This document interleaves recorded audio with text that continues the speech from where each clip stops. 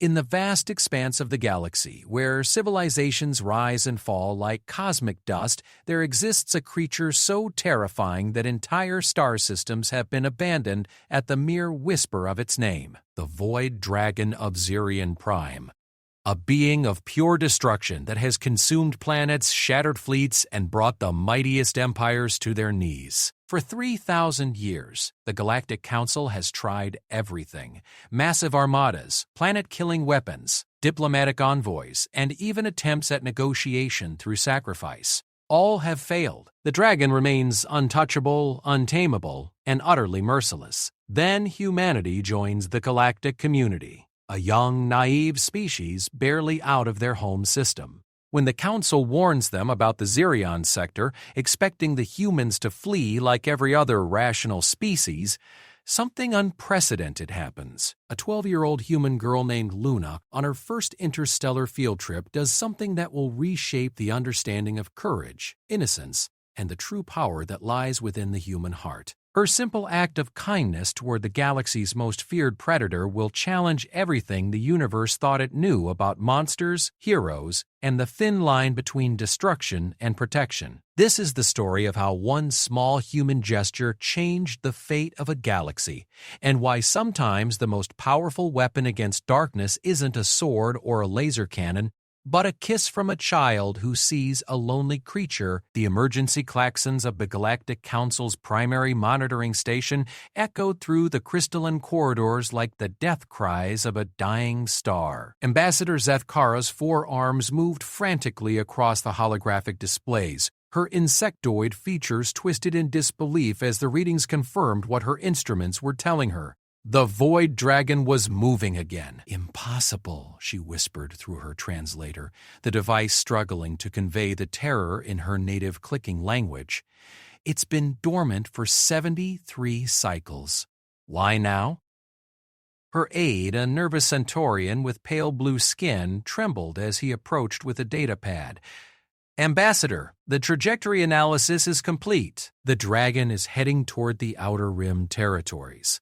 Zethkara's compound eyes widened. The Outer Rim meant the newer species, the ones still learning about the dangers that lurked in the darkness between stars. Her mind raced through the catalog of civilizations in that sector, the trading posts of the Felhari, the mining colonies of the Garothians, and the humans, she breathed. "Send an immediate priority alert to Earth Command. Tell them to evacuate all vessels from the Zirion approach vector immediately." The aide's fingers danced over his console, but his expression grew troubled. "Ambassador, I'm detecting a human vessel already in the projected path. It appears to be a civilian transport." "What?" Zethkara's voice rose to a shriek that made several nearby technicians flinch. "Get me a direct connection to that ship now." The main display shimmered and resolved into the bridge of what appeared to be a human educational vessel. The captain, a middle-aged woman with graying hair, looked confused by the sudden priority communication. "This is Captain Sarah Chen of the Earth Educational Transport Vessel Discovery," the human said calmly. "We're conducting a routine field trip to the historical sites of the Andorian Nebula. Is there some kind of problem?" Zethkara fought to keep her voice steady. "Captain Chen, this is Ambassador Zethkara of the Galactic Council Emergency Response Division. You need to alter course immediately and exit that sector. There is an extreme threat approaching your position." Captain Chen's eyebrows rose. "What kind of threat?" "Our sensors aren't detecting anything unusual." "The Void Dragon of Zirion Prime," Zethkara said quietly, watching as the color drained from the human captain's face. Even humans, new as they were to galactic politics, had heard the stories. The dragon was legend, nightmare, and very real threat rolled into one massive destructive entity. It was older than most civilizations, powerful enough to crack planets, and had never shown mercy to any living being. "How long do we have?" Captain Chen asked, her training taking over despite the fear in her eyes. Zethkara's aide was furiously calculating on his console. "At current trajectories, 18 standard hours, Ambassador. You have 18 hours to get as far away from there as possible," Zethkara told the captain. "Engage your fastest drives and don't stop until you're at least 3 systems away." Understood. We'll begin evacuation procedures immediately. The connection closed. But 18 hours later, when the monitoring stations across the galaxy turned their instruments toward the Zirian sector, they detected something that defied every prediction model they had. The human ship was still there, and more impossibly, it was intact. "Get me that ship again," Zethkara ordered, her voice barely controlled panic.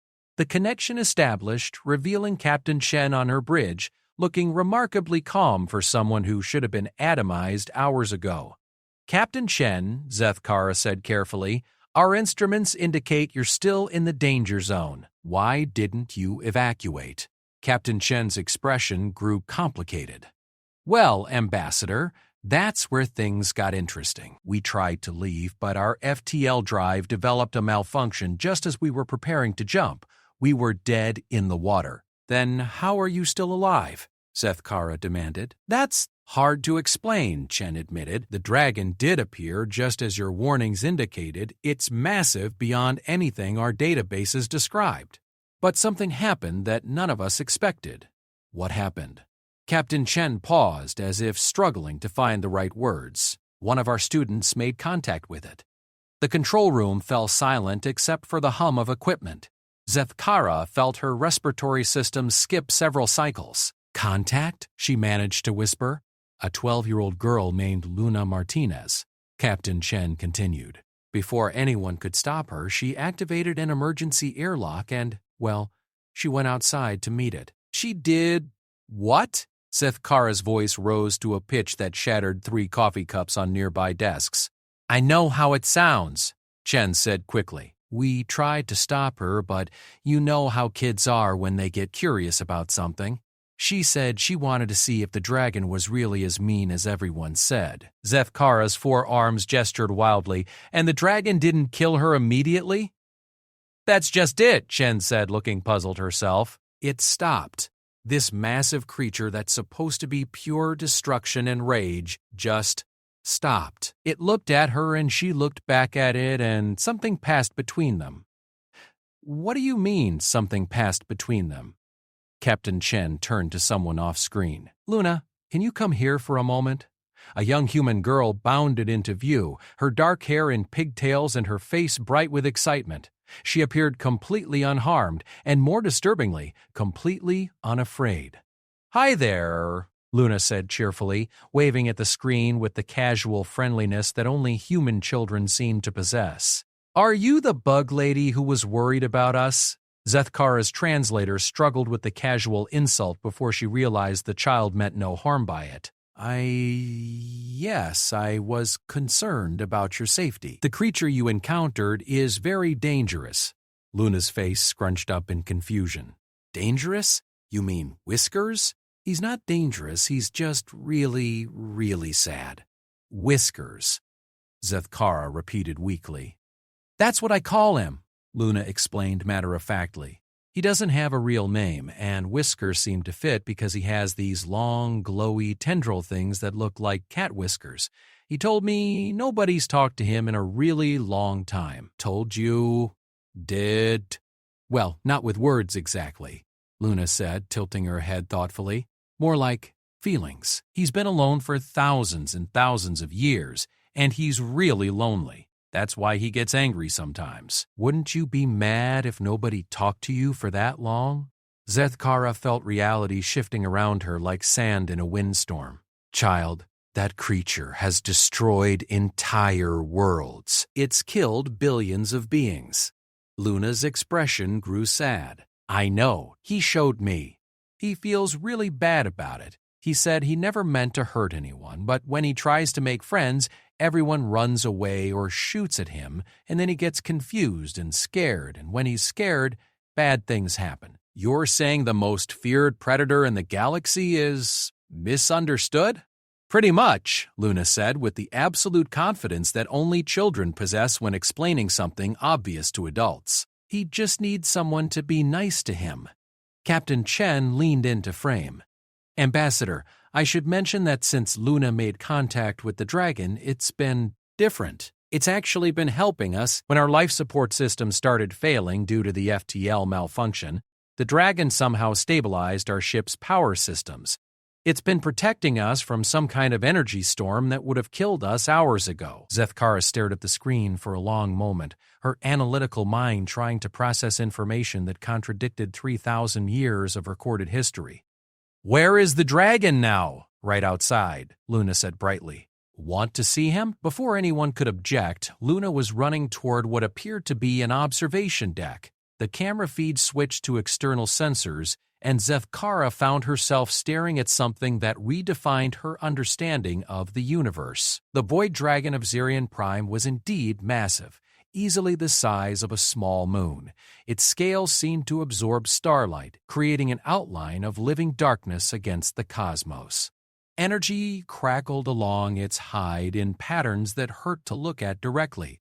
Its eyes were like supernovas, bright enough to burn out retinas. But it wasn't moving with the aggressive, predatory motions described in every military report Zethkara had ever read. Instead, it was floating gently near the human ship, its great head positioned near the observation deck where Luna stood. The cosmic storm that should have been tearing the area apart was instead forming a protective barrier around both the ship and the dragon. As Zethkara watched, Luna pressed her small hand against the transparent barrier of the observation window. The dragon, with infinite care, moved one massive claw to mirror her gesture on the other side.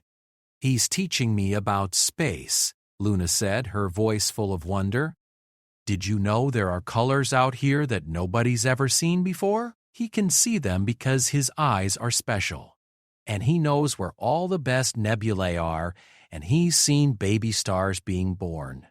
The dragon's head tilted slightly, and through the ship's sensors a low harmonic resonance filled the communication channel. It was unlike anything in any database, but somehow it sounded almost like singing. "He wants to show everyone the beautiful things he's found," Luna translated. "But whenever he gets close to other ships, they attack him or run away before he can share." Zethkara felt something she had never experienced in her long career as a diplomat. The vertigo of having everything she believed turned upside down. "Luna," she said carefully, "what exactly did you do when you first met the dragon?" "Oh, that was easy," Luna said with a giggle. "I kissed him on his nose and told him he was beautiful." The control room fell silent again. Somewhere in the background, Zethkara could hear the sound of her aide's datapad hitting the floor. "You kissed the void dragon," Zethkara said slowly. "Uh-huh. Mama always says that when someone is sad, a hug and a kiss make everything better, and since I couldn't reach around him for a hug, I settled for a kiss. It worked pretty good." On the screen, the dragon's massive form seemed to shimmer, and for just a moment, Zethkara could have sworn she saw something impossible. The deadliest creature in the galaxy was content, peaceful. The cosmic forces that normally raged around it were calm, controlled, almost gentle. "Ambassador," Captain Chen said quietly, "I think we need to talk. Luna's made some kind of connection with this creature, and if what she's telling us is true, we might have been wrong about everything." Zethkara nodded slowly, her mind already racing through the implications. If a human child could befriend the void dragon through simple kindness, what did that say about humanity? What did it say about the dragon itself? And most importantly, what did it mean for the galaxy? "Captain Chen," she said formally, "I'm declaring this a first contact situation of the highest priority. Do not move from your current position. I'm dispatching a diplomatic vessel immediately. What should we do in the meantime?" Chen asked. Zethkara looked at Luna, who was now drawing pictures on the observation window, while the galaxy's most feared predator watched with what could only be described as paternal affection. "Let the child continue her cultural exchange," Zethkara said faintly. "And Captain, document everything. I have a feeling we're witnessing the beginning of something that will change everything we thought we knew about the universe." As the communication ended, Zethkara stared at the now dark screen and wondered if she was losing her mind or if a 12-year-old human girl had just solved the galaxy's oldest and deadliest problem with nothing more than kindness and a kiss. Outside her window, the stars continued their ancient dance, unaware that the universe had just become a fundamentally different place. The diplomatic vessel Harmony's Edge emerged from hyperspace with all the grace of a falling brick, its crew still reeling from the hasty departure from Galactic Council headquarters. Ambassador Zeth Kara gripped her command chair with all four arms as the ship's artificial gravity struggled to compensate for the emergency jump. "Status report," she barked, her translator crackling with static from the strain on the ship's systems. Her tactical officer, a burly Caraxian whose rock-like features never showed emotion, looked up from his station with something approaching bewilderment. "Ambassador, the readings we're getting don't match any of our threat assessment protocols. Explain. The Void Dragon is still present at the coordinates, but—" He paused, checking his instruments again. "Ma'am, it's not exhibiting any aggressive postures. In fact, it appears to be playing... Zeth Kara's voice rose an octave. "Yes, ma'am. It's moving in patterns around the human vessel that match behavioral profiles we typically see in juvenile cetaceans engaging in recreational activities." Zeth Kara closed her eyes and counted to 10 in 3 different languages. When she opened them, the universe was still just as insane as when she closed them. "Open a channel to the human ship," she ordered. The main screen flickered to life, revealing Captain Chen on the bridge of the Discovery. Behind her, through the viewport, the impossible sight of the Void Dragon could be seen gently spiraling around the ship, trailing luminescent particles that formed elaborate patterns against the starfield. "Ambassador Zeth Kara," Captain Chen said with a weary smile, "welcome to the strangest first contact mission in human history." "Captain, what exactly has been happening since our last communication?" Chain rubbed her temples. "Well, Luna has apparently appointed herself as the galaxy's first dragon diplomat. She's been teaching Whiskers, that's what she insists on calling it, about human culture, and in return it's been showing her things about space that our scientists say should be impossible." "What kind of things?" "Yesterday she came running to me claiming that Whiskers had shown her how to listen to the songs that stars make. I thought it was just childhood imagination until our astrophysicist confirmed that the dragon was somehow making our sensors detect stellar magnetic field fluctuations in patterns that match musical compositions. Captain, I'm bringing aboard a full diplomatic team, including xenobiologists, psychologists, and cultural specialists. We need to understand what's happening here.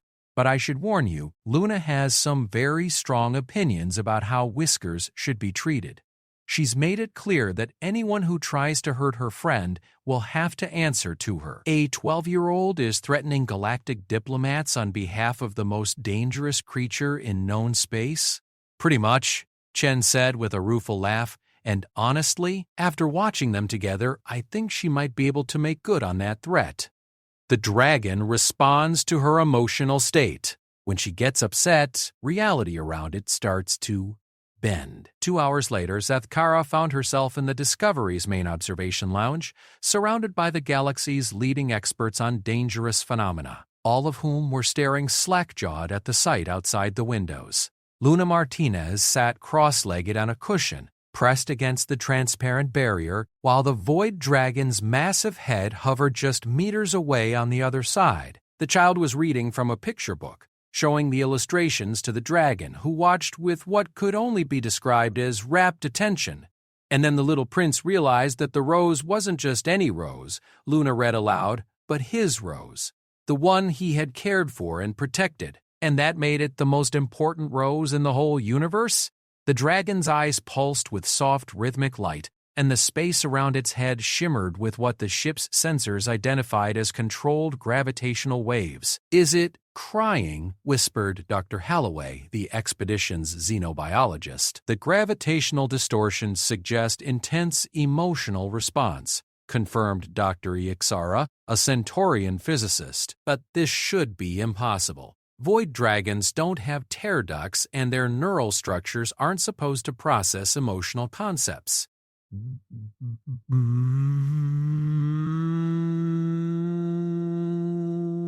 "Maybe that's because nobody ever tried talking to one before," Luna said without looking away from her book. She had apparently overheard the conversation despite the adult's attempts to whisper. "Whiskers says he's never heard stories before. He likes the one about the prince because he understands what it's like to be lonely.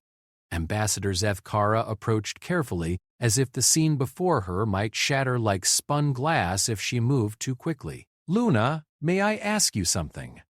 "Jick," Luna said, finally turning around. "But Whiskers wants to know if you're here to try to take him away. He says people usually want to do that when they find out he's not actually mean." "I know, child. I'm here to understand. How do you communicate with him?" Luna tilted her head, considering the question with the seriousness that children reserve for things adults don't understand. It's kind of like when you meet a new kid at school who doesn't speak the same language, but you still want to be friends. You figure it out. "But there's no common frame of reference," Dr. Holloway protested. "Void dragons are energy beings with crystalline neural matrices. Humans are carbon-based with organic neural networks. The two shouldn't be compatible." "Maybe that's why it works," Luna said simply. "We're so different that we don't have any of the same reasons to be scared of each other."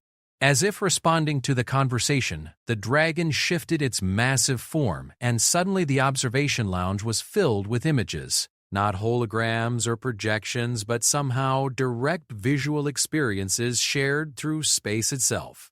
The assembled scientists found themselves seeing through the dragon's eyes. The birth of stars compressed into moments of brilliant beauty, nebulae that sang in colors beyond human perception, the dance of galaxies across eons. But underneath the cosmic grandeur was a profound loneliness, an ache that stretched across millennia. "He's been alone for so long," Luna whispered, tears streaming down her cheeks as she felt the dragon's memories. "He tried to make friends with other space creatures, but they all ran away. And when he tried to get close to planets with people on them, his gravity made bad things happen, so everyone thought he was trying to hurt them." The images shifted, showing the dragon's perspective of the various military encounters throughout history. From its point of view, the massive fleets and planet-killer weapons looked like the actions of creatures so terrified they were attacking what they didn't understand. Each battle had left it more confused and isolated. "Every time he tried to help, it went wrong," Luna continued. "Like when he tried to warn a planet about an asteroid that was going to hit it, but his energy fields accidentally knocked their moon out of orbit instead. Or when he tried to fix a broken space station by feeding it energy but used too much and made it explode."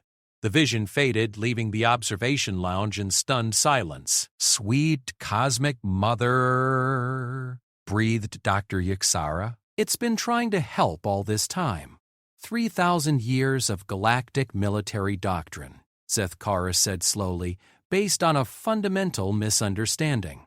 Fear. Everyone was so scared of how big and powerful Whiskers is that they never stopped to think that maybe he didn't want to be scary." Dr. Holloway was frantically taking notes on his tablet. "The implications of this are staggering. If the dragon has been trying to establish peaceful contact, and we've been responding with violence, we taught it to be violent."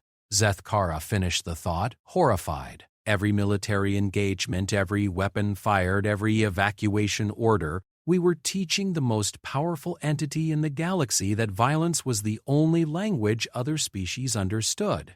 "But Whiskers isn't violent anymore," Luna said brightly. "He learned a new language, he learned about hugs and stories and friendship. Watch this." She pressed both hands against the barrier and made a series of simple gestures.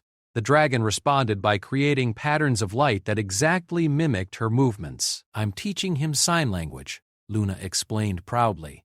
"Well, light language, since he can't use his hands the same way. But he's really smart. He learned the alphabet in like 10 minutes. The dragon's form pulsed, and letters of light began forming in space. HELLOFRIENDS.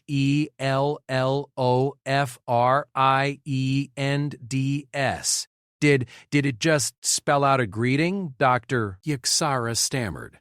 "Whiskers wants to meet everyone properly," Luna said. "He's been practicing being gentle so he doesn't accidentally hurt anyone with his gravity or his energy fields. He wants to show you the pretty things he's found in space, and he wants to learn about all the different kinds of people in the galaxy." Zethkara felt the weight of history shifting around her.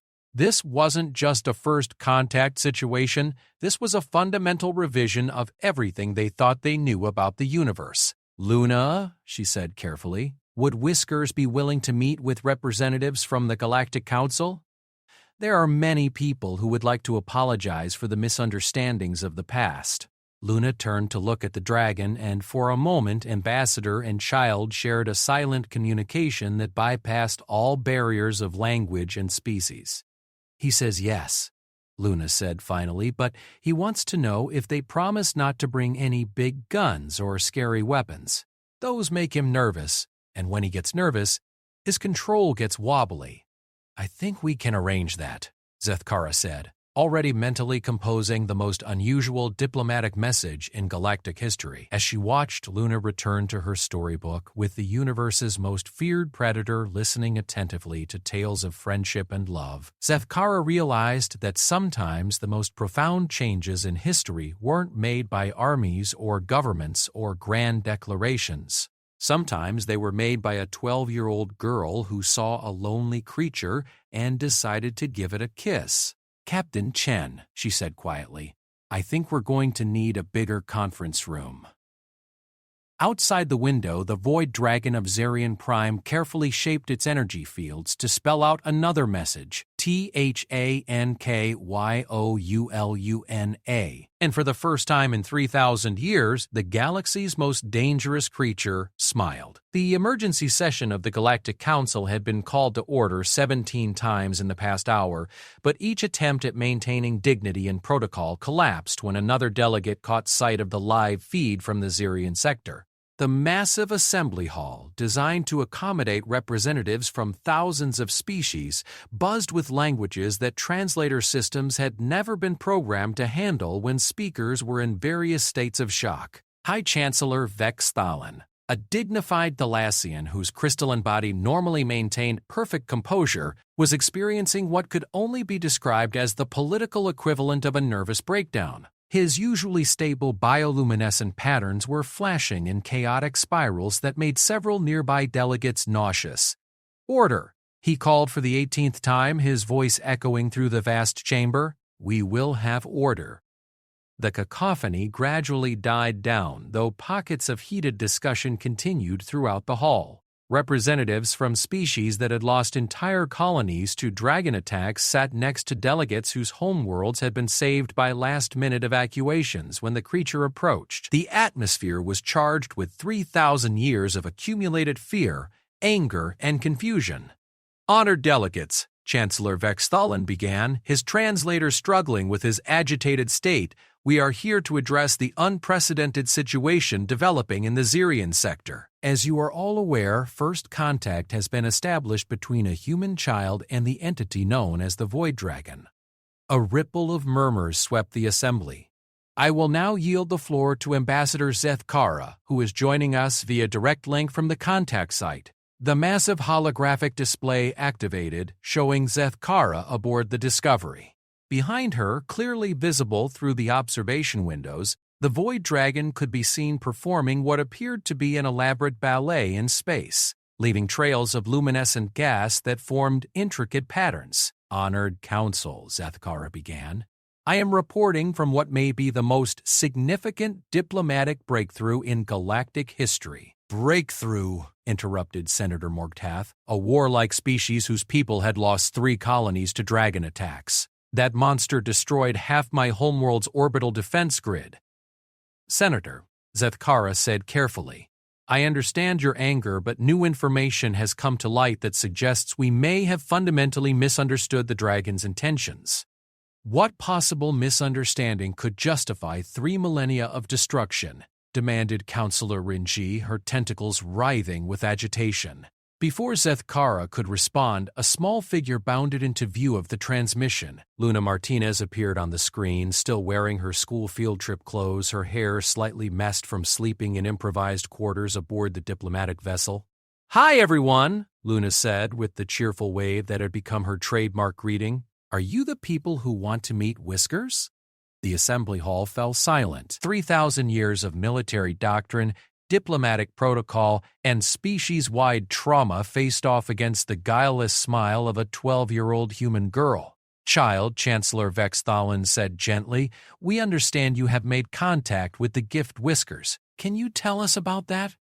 Luna's face lit up. Oh, he's amazing. He knows all sorts of cool stuff about space.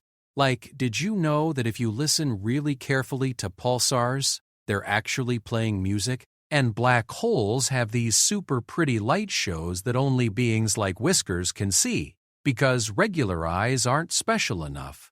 But child, Senator Morgthath interjected, his voice heavy with pain, this creature has caused great harm to many of our peoples. I know, he told me all about it. He feels really bad about those accidents. He didn't mean to hurt anyone. He just didn't understand that other beings are more fragile than he is. Accidents? The word escaped from dozens of translators simultaneously. Well, yeah, Luna said, looking confused by their confusion. Like, imagine if you were trying to pet a butterfly, but you're wearing really thick gloves and you can't feel how gentle you're being. You might accidentally squish it even though you just wanted to be friends. That's what kept happening to Whiskers. The assembly erupted in a cacophony of voices. Some delegates were shouting in outrage, others were demanding more information, and a few were simply staring at the screen in stunned silence. Please, Luna said, raising her voice to be heard over the commotion, Whiskers wants to tell you himself.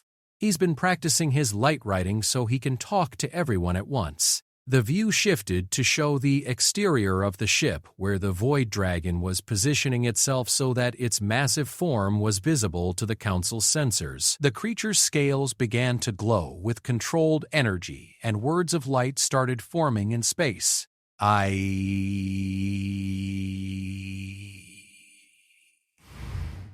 am sorry for the hurt I caused. I did not understand small beings could break so easily. I wanted to help, but made things worse. The assembly hall fell silent again, but this time the silence was different. It was the silence of beings forced to confront the possibility that everything they believed was wrong. The dragon continued, I have been alone for so long I forgot how to be gentle. Luna taught me that friendship is more important than power.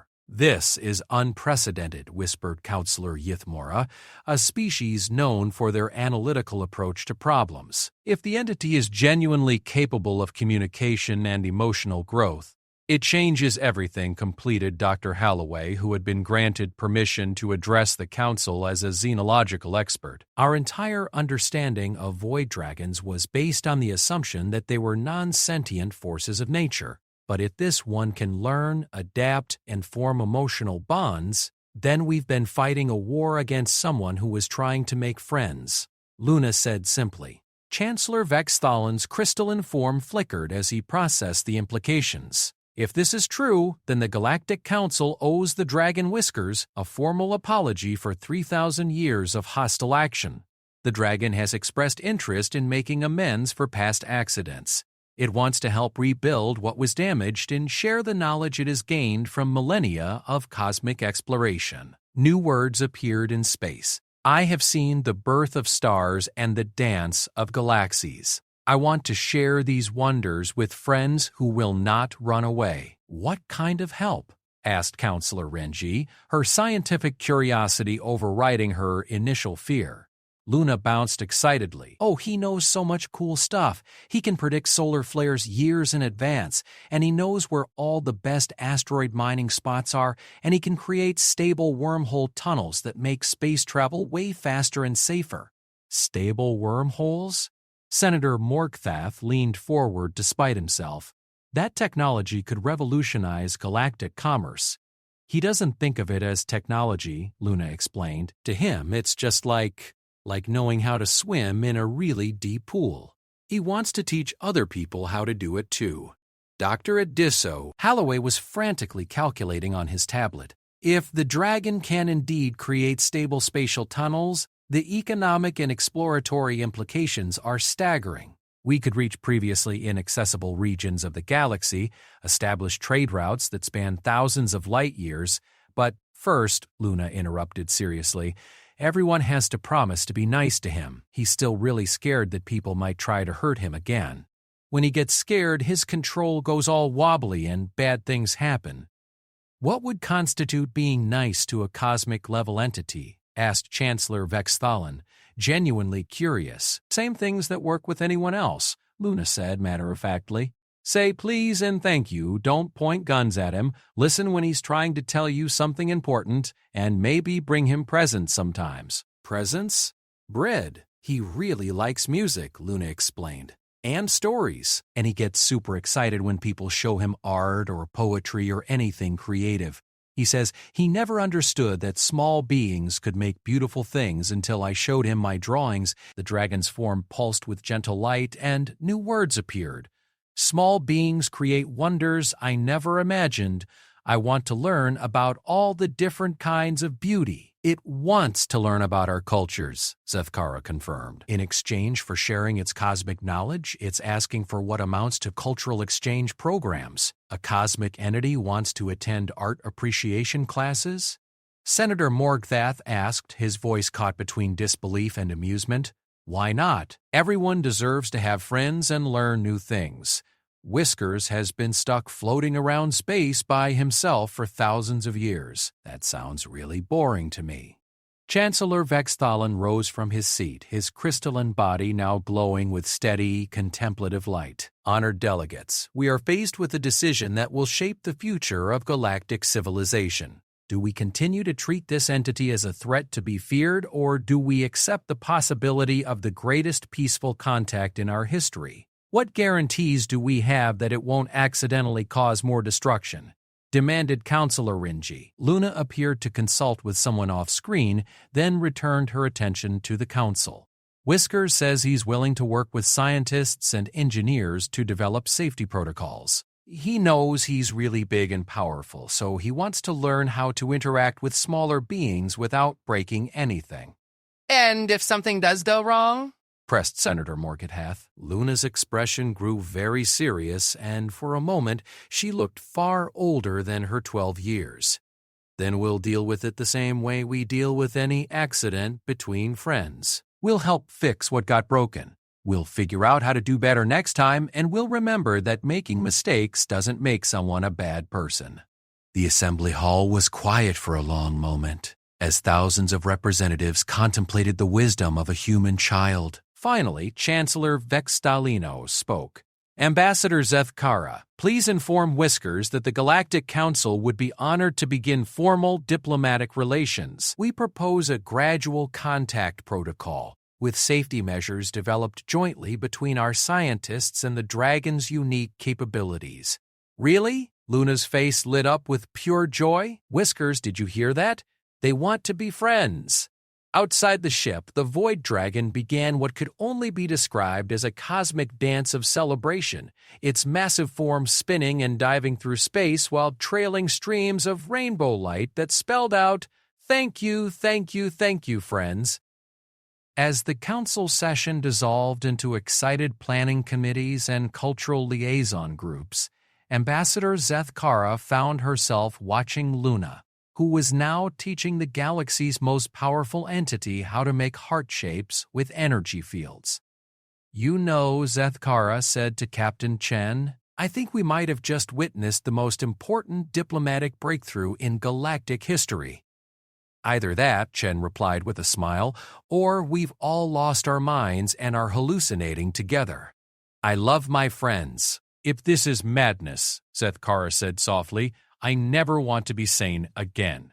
The Zarian sector had been transformed into something that defied every military strategist's worst fears and every diplomat's wildest dreams. What had once been considered the most dangerous region of space was now home to the galaxy's first interspecies cultural exchange station. The construction had been completed in record time, partly due to advanced Galactic Council engineering, but mostly because Whiskers had volunteered to help. The dragon could manipulate matter at the molecular level, shape energy fields with artistic precision, and create gravitational stabilizers that made the station's impossible architecture feasible. What should have taken decades to build had been finished in months. Ambassador Zethkara stood in the station's central observation deck, a massive sphere of transparent aluminum that offered a 360-degree view of space. Around the station, dozens of ships from across the galaxy waited in orderly queues for their turn to dock. Scientists, artists, diplomats, and curious civilians from hundreds of species had come to witness what many were calling the miracle of Xerion. Status report? Zethkara requested from her aide, who had developed an impressive ability to maintain composure even when reality continued to surprise him. All docking bays are at capacity, he reported, consulting his ever-present tablet. We have delegations from the Andorian Science Collective, the Rigelian Arts Council, 3 separate Centaurian universities, and... He paused, checking his notes again. Approximately 47 individual species representatives who came specifically to meet Luna. And where is our resident miracle worker? Classroom 7 conducting what she calls Dragon Appreciation 101 for a group of Vulcarian children who were afraid to come near the station. Zethkara nodded, unsurprised. In the months since first contact, Luna had somehow appointed herself as the galaxy's unofficial Dragon Ambassador. She had developed educational programs, created safety protocols, and somehow managed to teach Whiskers enough self-control that it could interact with beings as fragile as hummingbirds without accidentally vaporizing them. And Whiskers, presenting his lecture on stellar nurseries and cosmic gardens to a very excited group of astrophysicists, the aide paused, then added with the tone of someone who had long since given up trying to understand his universe, "He's also been composing poetry. Apparently he's discovered a talent for haikus." Zethkara rubbed her temples with 2 of her hands while the other 2 continued reviewing reports. Poetry, of course he has. Anything else I should know about? The Confederation of Merchant Worlds has formally requested Whiskers' assistance in establishing a new trade route through the Magellanic Drift. The estimated travel time reduction would be approximately 73%. And his response? He's agreed, contingent on the installation of emergency beacons throughout the route to help any travelers who might get lost or experience mechanical difficulties. He's also requested that all ships carry what he calls friendship packages, care packages with art, music, and literature from their home worlds to share with other travelers they might encounter. The most powerful entity in the galaxy is conditioning interstellar trade agreements on the distribution of cultural care packages. Apparently, it's already reducing incidents of space piracy and territorial disputes. Hard to attack someone who just gave you a book of poetry and a homemade pie. A gentle chime indicated an incoming priority message. The main display activated to show Captain Chen aboard the Discovery, which had become the mobile headquarters for what the media had dubbed Project Friendship. Ambassador, Chen greeted her with a tired but genuine smile. "I have an update from the Garathian system. The reconstruction efforts are ahead of schedule." "Better than anyone expected," Chen replied. "He's developed what he calls precision mode, a way of controlling his energy output down to microscopic levels.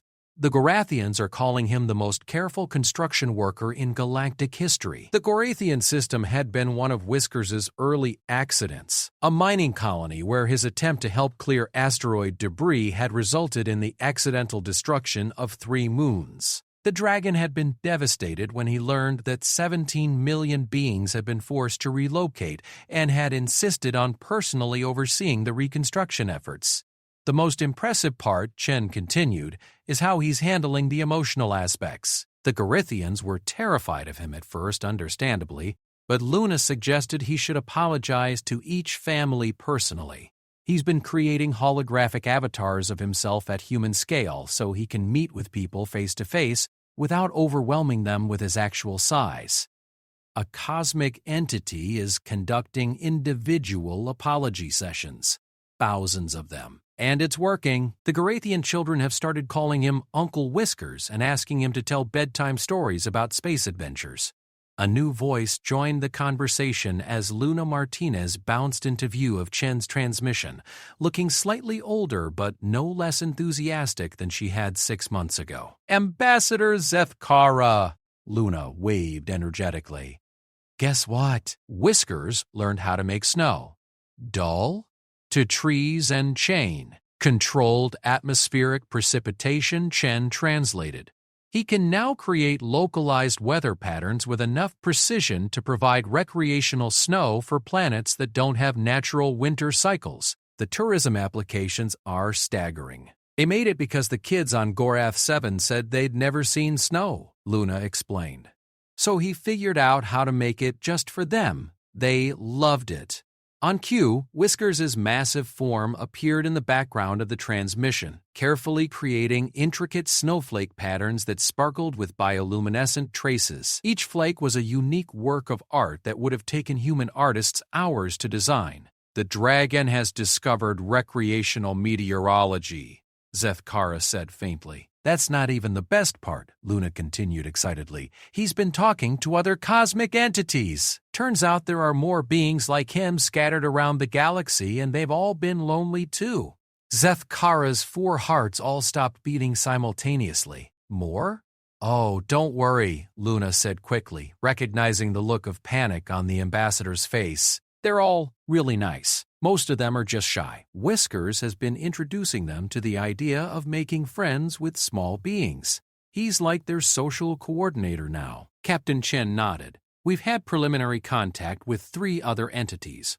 One that appears to be living in the corona of a star, another that's been hiding in a gas giant for the past millennium, and something that's been mistaken for a rogue asteroid but is actually a very introverted creature that collects space rocks as a hobby. The rock collector is named Pebbles, Luna added helpfully. She's really artistic.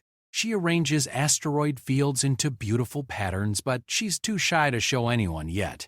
I'm working on that. You're conducting diplomatic outreach to multiple cosmic entities. Well, yeah, Luna said with the matter-of-fact tone that Zethkara had learned to fear. Whiskers says he wishes someone had tried to be friends with him centuries ago, so we don't want the other space dragons to be lonely for that long. Yeah, wouldn't be very nice. A soft harmonic tone filled the communication channel, and words of light appeared in space behind Luna. Friends help friends make more friends. This is happiness mathematics. Happiness mathematics? Zethkara repeated weakly.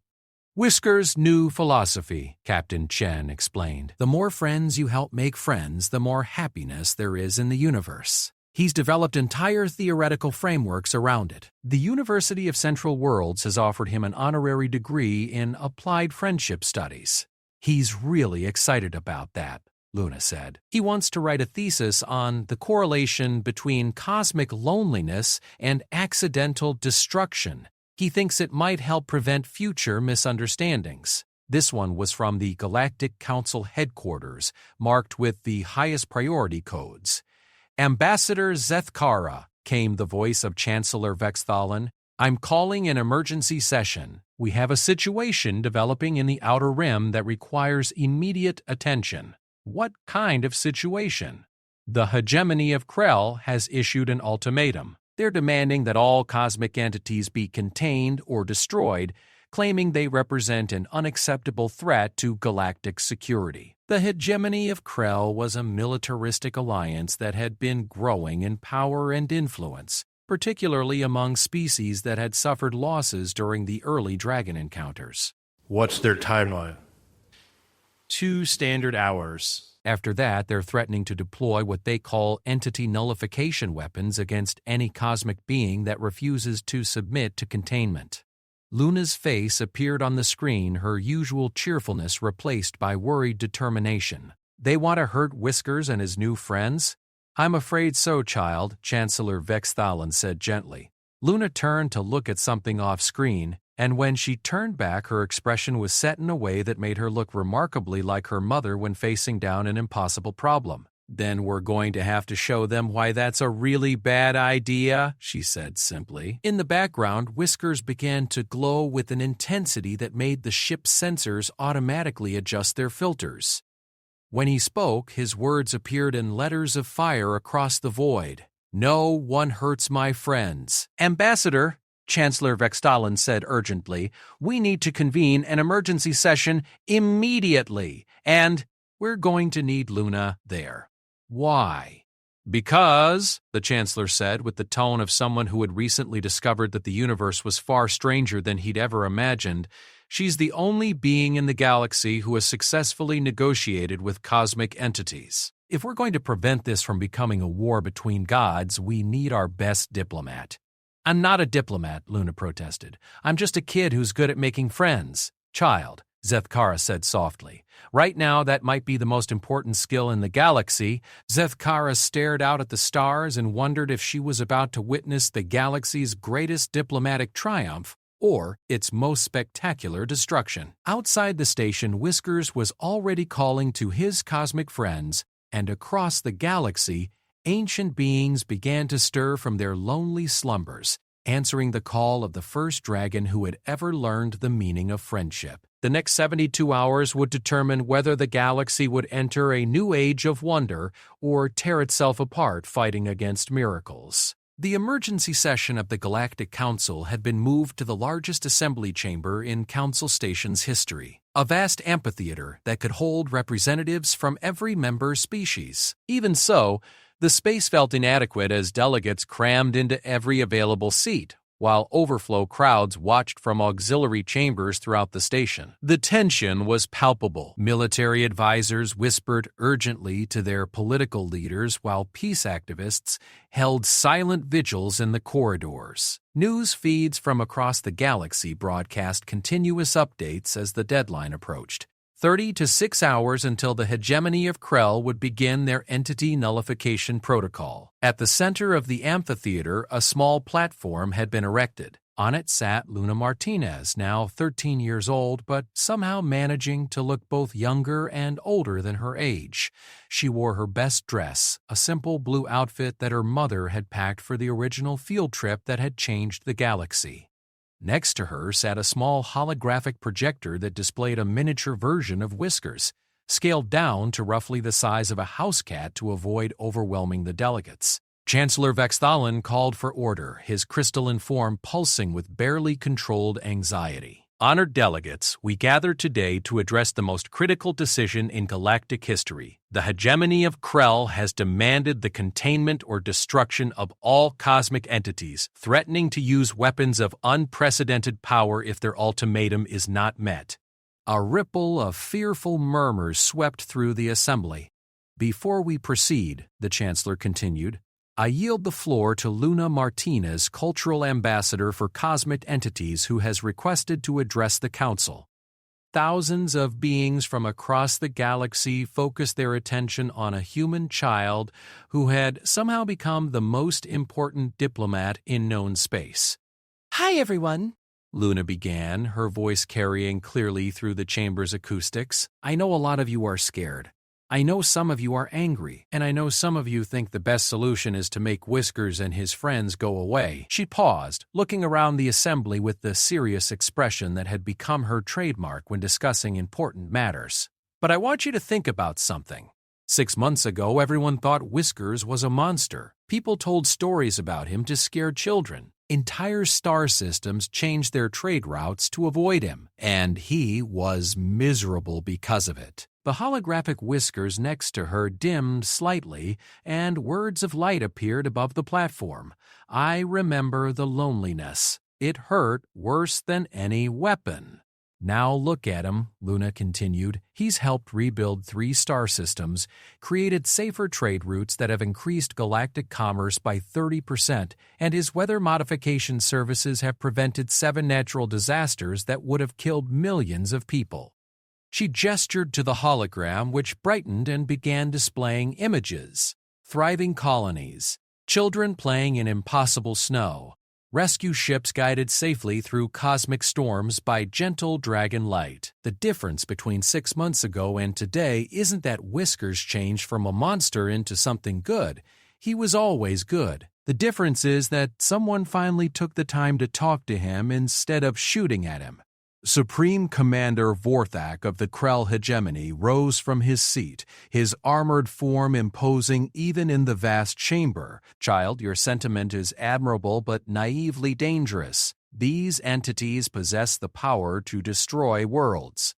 The safety of trillions cannot be risked on the assumption that they will remain friendly. But Commander, Luna said, tilting her head with genuine curiosity, what makes you think they'll become unfriendly?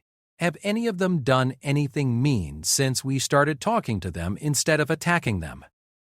The absence of hostile action for 6 months is hardly sufficient proof of permanent benevolence. Vorthak replied stiffly. Military doctrine requires planning for worst-case scenarios. Okay, Luna said, nodding as if she understood perfectly. So what's your worst-case scenario? Complete galactic annihilation if the entities decide to turn aggressive, the commander stated without hesitation. And what's your plan to prevent that? Preemptive neutralization of the threat. Luna was quiet for a moment, and when she spoke again her voice was gentler but somehow more powerful. Commander, can I tell you a story? There was once a village that was afraid of a big dog that lived in the woods nearby, Luna began. The dog was really big and really strong, and sometimes when he got excited or scared he would accidentally knock things over. So the villagers decided the dog was dangerous. The assembly was completely silent now, hanging on every word. They tried to chase the dog away with sticks and stones. They built fences to keep him out. They even hired hunters to try to kill him. But the dog kept coming back because he was lonely and he hoped that maybe one day someone would be nice to him. Luna's voice grew sadder. But because everyone kept attacking him, he got more and more scared and confused. And when big dogs get scared, they can accidentally hurt people, which made the villagers even more afraid. It kept getting worse and worse. Dodd, your point? Commander Vorthak asked impatiently. One day, a little girl from the village went into the woods and found the dog, but instead of throwing stones at him, she sat down and shared her lunch with him. And do you know what happened? Luna waited for an answer, but when none came, she continued. The dog stopped being scared. He stopped accidentally knocking things over. He became the village's protector, warning them about storms and helping find lost children. The dangerous dog became their best friend. The holographic whiskers pulsed gently and new words appeared. Friendship transforms fear into love. But Commander, Luna said, looking directly at Vorthak, in your plan, what happens to the dog? The hypothetical canine would be eliminated as a threat, the commander replied. And how do you think the villagers would feel about that once they found out the dog just wanted to be friends? For the first time since Luna had known him, Commander Vorthak appeared uncertain. That is not relevant to military planning. It's the most relevant thing of all, Luna said firmly. Because what you're planning to do is kill 7 cosmic entities who have spent the last 6 months helping people, saving lives, and creating beautiful things just because you're afraid they might hypothetically become dangerous someday. She gestured to the holographic display, which began showing images of Whiskers and his newfound friends. There was Stardust, the entity who lived in the stellar corona and had prevented a massive solar flare from sterilizing an inhabited system. There was Echo, who could communicate with quantum fields and had solved the navigational problems that had made deep space exploration nearly impossible. And there was Harmony, who sang gravitational waves that helped stabilize unstable orbits and had already saved 3 planets from falling into their suns. These beings have done nothing but help people, Luna continued, her voice rising with passion. Whiskers cries when he watches sad movies. Stardust collects cosmic rays and weaves them into art. Harmony composes music that can be heard across solar systems. Echo writes poetry and mathematics that would make you weep if you could understand it. The assembly was completely still, many delegates openly staring at the display of cosmic entities engaged in acts of gentle creativity and protection. And your solution, Luna said, turning back to Commander Vorthak, is to murder them because they're too powerful to be allowed to exist. It is not murder, Vorthak protested. It is a necessary military action to ensure galactic security. What's the difference? Luna asked quietly. The question hung in the air like a challenge to everything the Assembly had ever believed about security, power, and the nature of threat assessment.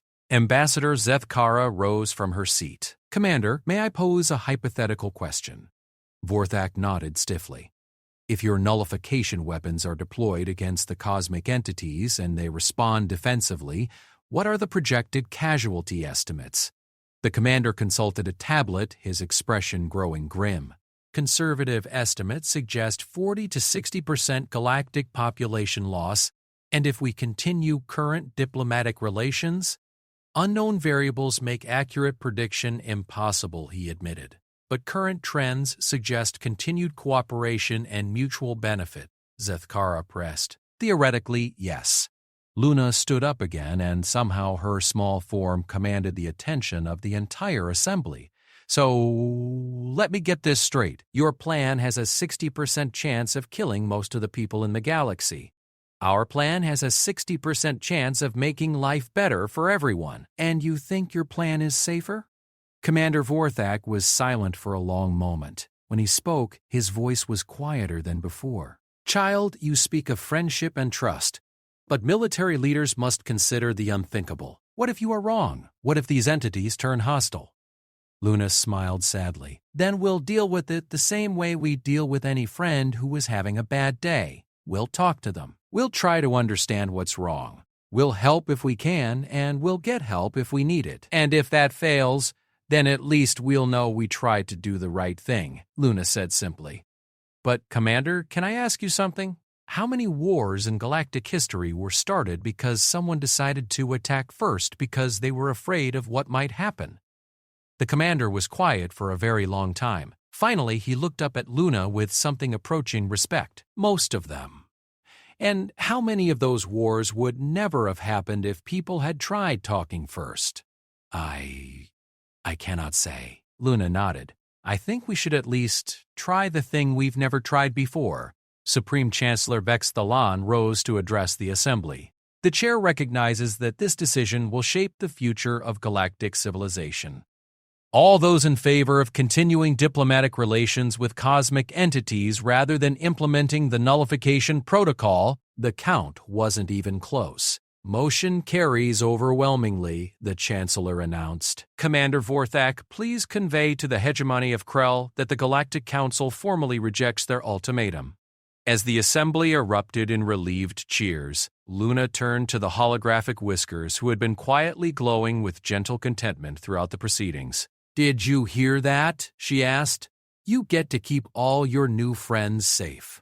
Words of light appeared above the platform. Thank you for teaching me that love is stronger than fear. 1 year later, historians would mark the day not as the moment when the galaxy avoided destruction, but as the beginning of what became known as the Great Awakening. When beings across the cosmos learned that the most powerful force in the universe wasn't energy or gravity or nuclear fire, but a 12-year-old girl who saw monsters as friends waiting to be made. And in the deep reaches of space, ancient entities who had hidden in loneliness for millennia began to emerge from their solitude, drawn by the promise that someone somewhere was willing to listen to their stories and see their beauty instead of their power. The galaxy would never be the same. And that, Luna Martinez thought as she watched Whiskers create a constellation in the shape of a heart, was exactly as it should be. The end. Alien stunned as a young human girl plants a kiss on the galaxy's deadliest dragon, HFY.